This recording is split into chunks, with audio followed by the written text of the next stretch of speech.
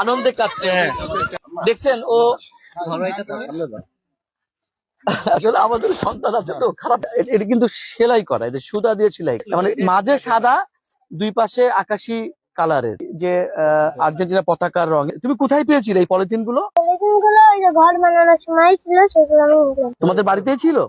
আচ্ছা, সেখান থেকে তুমি এটা অপ্রয়োজনীয় একটি জিনিসকে কিভাবে আজকে প্রয়োজনীয় এবং গুরুত্বপূর্ণ করে তুলেছে আবির তার বুদ্ধিতে। এই ধরনের আইডিয়া কিভাবে আসলো পলিথিন দিয়ে পতাকা বানাতে হবে? ওইদিকে সবাই পতাকা কিনে উড়াচ্ছিল, তাই আমি এসব বানিয়ে। এখন তো তুমি পতাকা কিনতে পারোনি, তোমার কাছে টাকা ছিল না, সবাই পতাকা উড়াচ্ছে তুমি দেখছো, কিন্তু তোমার খুব খারাপ লেগেছে যে তুমি পতাকা কিনতে পারছো না। এখন যদি আমরা সবাই মিলে, এই যে চাচুরা ভাইয়েরা সবাই তোমাকে একটা পতাকা দিই, নতুন পতাকা, কেমন লাগবে? অনেক খুশি। এই একটা পতাকা আমাদের পক্ষ থেকে, কই পতাকা কই? ধরো, সবাই একটু ধরি আমরা। দেখছেন ও আসলে আমাদের সন্তান আছে তো খারাপ লাগে। আপ্লুত হয়ে গেলাম দৃশ্যটি দেখে।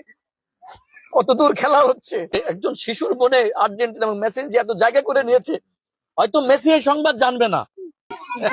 আনন্দে কাটছে। ঠিক আছে, আবিরের নাম লিখে দিয়েছি আমরা। দেখি আবির নাম্বার 10, এই যে এটা নিচে টাকা। হ্যাঁ,